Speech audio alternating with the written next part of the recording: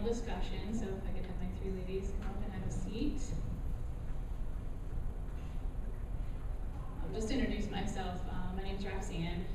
I do primarily off-road triathlon. I compete in the Xterra series, so that's swim, mountain biking, and trail running. So I'm hanging out in the woods a lot. Had a lot of skin cancer issues, so I try to stay out of the sun as much as possible, and that allows me to do that, but still enjoy triathlon.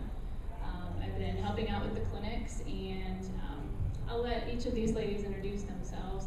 But the idea of this panel discussion is to hopefully get a lot of audience participation and questions on training and tips and how these ladies can share their experiences with you and help you in your preparation for doing your first try or for doing more tries. So I will start and pass this off with Abby. Just introduce yourself. Okay. All right. My name is Abby Gurink, and I am a professional triathlete. And so, let's see what else I want to say about myself. I've been yeah, okay. I do local triathlons. I enjoy those very much, but I am beginning to travel more for my races. And so as a professional, the goal is to try to make money at my races, but I'm working on that. And so I have some unique experiences with some different types of racing, such as draft legal triathlons, where you actually can draft in the bike. And then I also do the non-drafting, such as how the Grand Rapids Triathlon is set up. But really enjoyed that. Really enjoyed seeing some new areas, and yeah, it's been a lot of fun. I'm Sarah Schweifer. I am not a professional triathlete. I'm more of what you would call an age grouper. So I'm out there competing with all of you ladies. So it's kind of I set a goal for myself, and I don't win races. I perform to the best of my ability. I've done everything from sprint distance to Ironman distance. So I've kind of covered the gamut. So I've got experiences across the board. I tend to be more on the endurance side. The short stuff and I were just not best friends. But I kind of have a lot of experience to draw on. So that's kind of my background. My name's Deb Simine, and I guess I'm the older one of the group. More of a master's triathlete. I'm also did not start in this until I was in my 40s. I did not start running until I was also in my 40s. So I took this on much later in life. Started out with running in marathons. I achieved the goals that I had. Where do you go from there? Triathlon was the next thing. And I started at the smaller ones and worked my way up to half iron and Ironman distances. I've done 6 Ironmen, and I've done Kona twice. So, and I'm on staff here at the Y.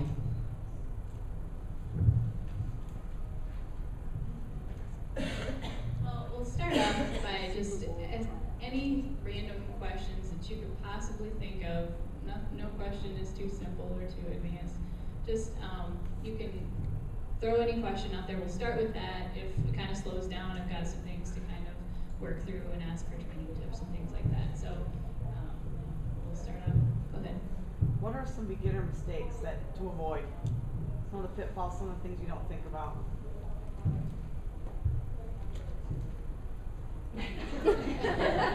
So I think one of the biggest things is being confident in your race, and confidence is certainly built through practice. So I think we all remember to practice the individual sports. So we practice our swim, we practice our cycling, we practice our run, but the things that we forget to practice are the transitions or preparing yourself mentally. And so for me, one of the biggest things is, I know I've put in the training, but when I show up, making sure that I've gone through, okay, this is my morning, this is what I expect. I'm gonna set my bike up. I'm confident in the way that my bike is set up. I'm confident in the way that my transition is set up. So I think it's having that confidence in your total race and making sure that you've gone through the entire race from the time that the gun goes off all the way through to the run, and that includes transitions, that includes planning for what happens if all of a sudden I have some GI issues or something like that. So thinking ahead and planning through the whole race, not just the individual sports. I would just add to that. That was great advice. But the nutrition also, just kind of making sure you practice that and kind of have that thought out and have practiced that well in advance. Kind of knowing what your stomach can handle. maybe getting a feel of how much water you might need. You know, if your race is a sprint race, you know, for a race that's a little bit over an hour, kind of gauging that. But what you can kind of do in your training, just paying attention to that. Knowing if you drank 3 bottles of water and you're getting on to your run and you're just all jiggly inside, that might be a little bit too much. So really paying attention to those little signs in that way. Just a quick tip on nutrition. Pass the microphone around. Give her another. We do that. Just as she was mentioning nutrition, Hammer Nutrition is one of our race sponsors, and they have put out a really good article on what types of, like what level of calories and carbs and things you need in the race and how you can kind of prepare for that. We do have like 40 copies of that article printed out in the back, so please take one and read it. I've actually, this Bob is holding that up back there. Thank you, Hannah. And I actually have used some of the Hammer publications that they've printed out. This is kind of a all-in-one summary, but they do a nutrition for cycling, a nutrition for running. It's all based off of the same general rules, but this article is really good. It kind of captures it all in one spot, and I've used that to help prepare for some of my longer mountain bike races that are 3 and 4 hours, and I thought, how on earth am I possibly going to plan for how much do I need to eat? So that article is in the back. I highly recommend that you grab a copy on your way out. And I have a question for you. You said if you have GI issues, what happens if you do have GI issues? Here's the thing. It's one of those things that inevitably at some point something is probably going to go wrong. And so just knowing that. So one of the things for me, when I do all of my races, I have 3 goals. My C goal is just to finish the race. My B goal might be a certain time or a certain place within my age group. And my A goal might be my own competitive goal or something along those lines. But you kind of have to take the day as it comes. So if you run into stomach issues or you're like, oh my gosh, I don't know if it's coming up or going down or what's going to happen, just be prepared for it. You might not have your best race of the day because of that. And I think at that point it's, okay, I'm going to change my mindset from I wanted to be top 10% of my age group to I just want to get through this race. But I think a lot of it is if you can kind of help prepare yourself up to the race. So one of the biggest things that somebody told me was to practice with what's going to be on the race. So because Hammer Nutrition is one of the sponsors for the race, that'll be what's on the course. So go ahead and practice with that. If you can go to one of the local stores and pick up some of the gels or pick up some of the Heat, I think is their liquid product. If you can practice with that and make sure your stomach can handle it, and you can kind of figure out what percentage water to heat or to carbs, it'll help you a lot. I've had races where your stomach gets upset and it's kind of figuring out, okay, how hard can I push before I'm gonna push to the point of I gotta stop on the side of the road. So a lot of it's knowing your body, but I think the other part of it is things happen and sometimes you just have to readjust your goals as you're out there. Okay, good point. There's bathrooms along the way too. Major issues. Just ease your mind that way. Yeah.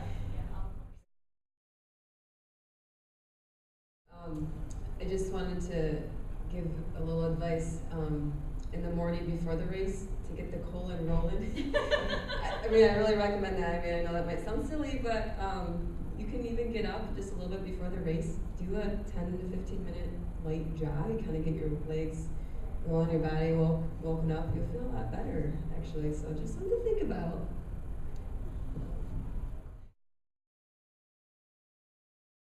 Good question. One thing I try to stay away from is a lot of like maybe dairy or cheese that's not digested kind of quickly, you know, the night before. But you know, your simple pasta, you could do pizza with no cheese, sauce and toppings, you could do that. But yeah, I would just stay away from things that you know might not be easily or quickly digested. Don't eat anything new the week of the race. Yeah. Something you haven't eaten before. How about nutrition generally? One quick question, or one quick thought I'm going to go back to. I think the morning of is also really important. So depending on what distance you're doing, I mean, you're going to need fuel. So one of the things that I always did in all of my training is I get up and I eat my breakfast before I do my training. So if on a Saturday I'm going to do a long bike or long run, I get up, and you know, I mean, you might get up an hour early so you can get your breakfast in, but I always eat oatmeal and banana. So that's what I do. So I do that on my practice run so that I also know, or my practice ride, so I know that it's okay. But the other thing I've heard, and I think it all depends, is a lot of people say the night before don't eat a ton of really, well, I guess a ton of vegetables, right? Because it'll move through you pretty quick. So a lot of, and it kind of goes counterintuitive, but a lot of simple sugars is what you'll hear kind of the day or 2 days before. Okay, go ahead, Sarah. Well, in general, nutrition, you know, like beans, you know, bread, cereal, what looks like a typical menu for? Something that you are used to eating. You know, if you're used to eating white pasta, don't go to whole wheat. If you're used to whole wheat, don't go to white. I typically will eat a salad because I always eat salad, and it, you know, I know my body the night before. The morning of, and two, with my long training, every morning I'll get up before I train and I'll eat according to the distance I'm going to be training. Banana, bagel. If I'm racing, I will often do it Ensure. Ensure gives you a lot of vitamins and that type of thing, easy to get down, doesn't distress my GI tract at all. But you should have that done before 2 hours before your race. I mean, that's done.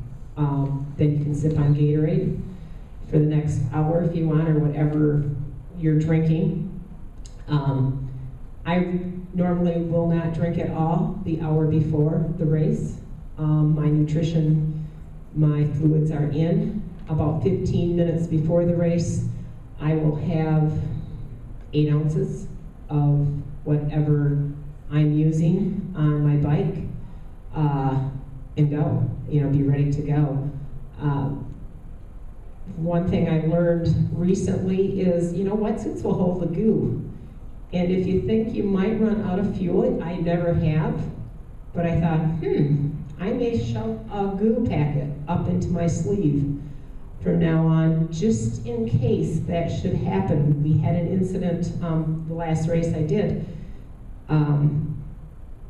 where we were getting into the water, and my son is type 1 diabetic, and he looked at me and he said, I think I'm crashing. And I went, oh no. And we're looking at each other, and he looks over to a table and he sees where athletes have dropped their bottles off.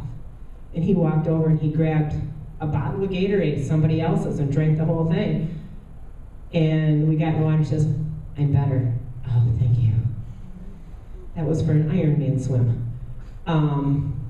You know, and after that we said, okay, goo in the soup is going to be the next thing we do for, you know, something like that. But, you know, nutrition is really what works for you too. So, you know, if you're doing a long one, 300 to 400 calories beforehand in breakfast.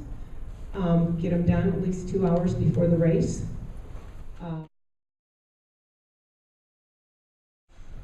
A couple last things I was just going to say is beginnertriathlete.com. If you guys are new to the sport, they're really in no way associated with our race, but I'm going to plug them because they're so awesome. They have videos on there of transition. They have nutritional information. They've got yeah, just all kinds of stuff. So I really recommend, you know, knowledge is power when you get into one of these races, and safety and things like that. I mean, it's a great site, so check it out. Sign up for their newsletter as well. As Bob mentioned, we do have on our site a newsletter we put out every week, so if you want to sign up for that. Again, there's another clinic on April 23rd right in this room at 9 a.m. That's another Saturday, and we'll be covering even more of the basics and more details about the actual race itself. So if you want to know more about that, please join us. You can sign up online at the same link that you signed up for this one. And just wanted to say thanks again to Adam from Kentwood Physical Therapy. He's in the back there if you guys have more questions, some cards, some pamphlets. If you want to do some of those things he talked about, the analysis, that type of thing. And I want to thank these ladies for their time, and they'll be around afterwards for questions as well. So thanks for giving us your morning, and good luck.